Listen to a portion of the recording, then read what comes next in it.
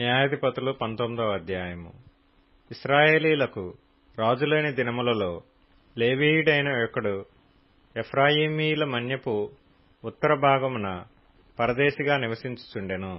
అతడు యూదా బెత్లెహేములో నుండి ఒక స్త్రీని తనకు ఉపపత్నిగా తెచ్చుకొనగా, అతని ఉపపత్ని అతనిని విడిచి ఒకనితో వ్యభిచరించి యూదా బెత్లెహేములోని తన తండ్రి ఇంటికి పోయి అక్కడ 4 నెలలుండెను.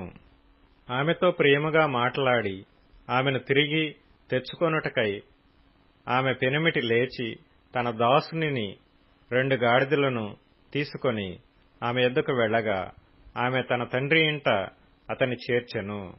ఆ చిన్నదాని తండ్రి అతని చూచినప్పుడు అతన్ని కలుసుకొని సంతోషించెను. ఆ చిన్నదాని తండ్రియగు అతని మామ వెళ్లనీయనందున అతడు 3 దినములు అతని యొద్ద నుండెను గనుక వారు అన్నపానములు పుచ్చుకొనుచు అక్కడ నిలిచిరి. 4వ నాడు వారు వేకువను వెళ్ళుటకు నిద్ర మేలుకొనగా అతడు లేవసాగెను. అయితే ఆ చిన్నదాని తండ్రి, నీవు కొంచెం ఆహారము పుచ్చుకొని తెప్పరిల్లిన తరువాత నీ త్రోవను వెళ్లవచ్చునని తన అల్లునితో అనగా, వారిద్దరు కూర్చుండి అన్నపానములు పుచ్చుకొనిరి.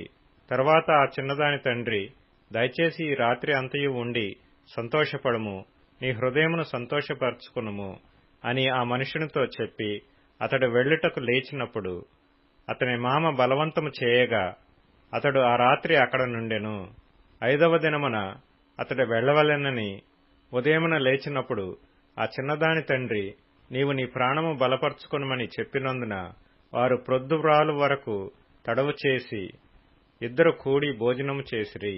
ఆ మనుష్యుడు తానును అతని ఉపపత్నియు అతని దాసుడును వెళ్ళలేచినప్పుడు ఆ చిన్నదాని తండ్రియగు అతని మామ, ఇదిగో ప్రొద్దుగుంకుటకు సమీపమాయెను, నీవు దయచేసి ఈ రాత్రి ఇక్కడ ఉండుము, ఇదిగో ప్రొద్దుగుంకుచున్నది, సంతోషించి ఇక్కడ రాత్రి గడుపుము, రేపు నీ గుడారమునకు వెళ్ళుటకు నీవు వేకువనే లేచి నీ త్రోవను పోవచ్చునని అతనితో చెప్పినను అతడు అక్కడ ఆ రాత్రి గడపనొల్లక లేచి వెళ్లి యెబూసను యెరూషలేము ఎదుటికి వచ్చెను.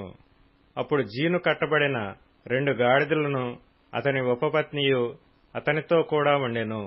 వారు యెబూసునకు సమీపించినప్పుడు ప్రొద్దు చాలా వ్రాలెను గనుక అతని దాసుడు, మనము యెబూసీయులదైన ఈ పట్టణము ప్రవేశించి దానిలో ఈ రాత్రి బస చేయుదము రండని తన యజమానునితో చెప్పగా, అతని యజమానుడు, ఇశ్రాయేలీలు కాని అన్యుని పట్టణము ప్రవేశింపము, గిబియా వరకు ప్రయాణము చేయుదమనెను.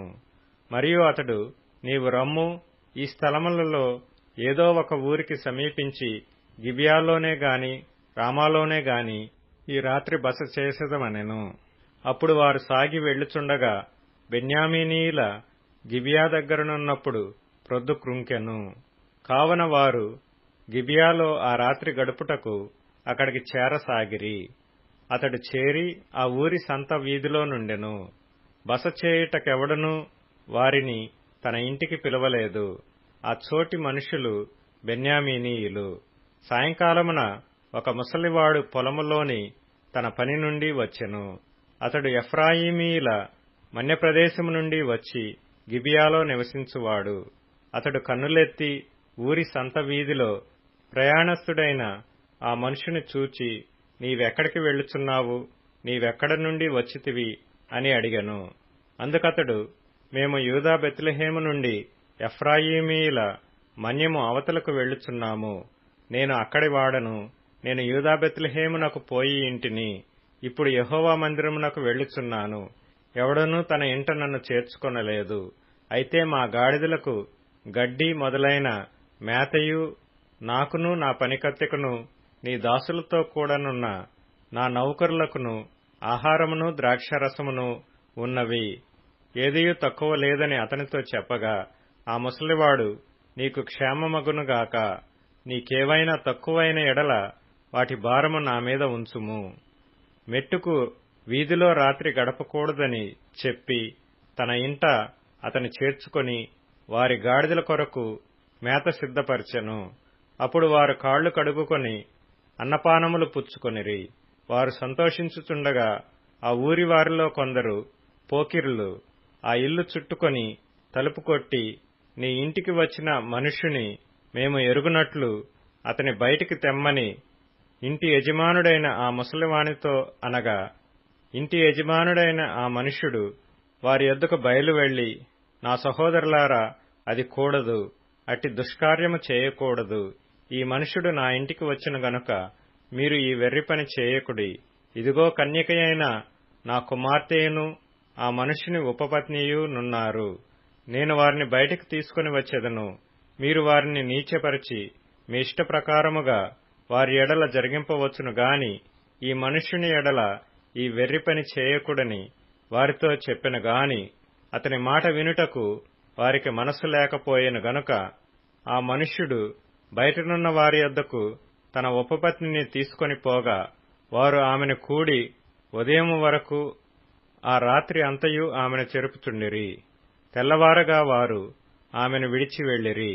ప్రాతకాలమున ఆ స్త్రీ వచ్చి వెలుగు వచ్చు వరకు తన యజమానుడున్న ఆ మనుషుని ఇంటి ద్వారమున పడియుండెను. ఉదయమున ఆమె యజమానుడు లేచి ఇంటి తలుపులను తీసి తన త్రోవను వెళ్ళుటకు బయలుదేరగా అతని ఉపపత్ని అయిన ఆ స్త్రీ ఇంటి ద్వారమునొద్ద పడి చేతులు గడప మీద చాపియుండెను. అతడు లెమ్ము వెళ్ళుదమనగా ఆమె ప్రత్యుత్తరమియ్యకుండెను. గనుక అతడు గాడిద మీద ఆమెను ఉంచి లేచి తన చోటికి ప్రయాణము చేయసాగెను. అతడు తన ఇంటికి వచ్చినప్పుడు కత్తి పట్టుకొని తన ఉపపత్నిని తీసుకొని ఆమెను ఆమె కీళ్ల ప్రకారము 12 ముక్కలుగా కోసి ఇశ్రాయేలీల దిక్కులన్నిటికీ ఆ ముక్కలను పంపెను.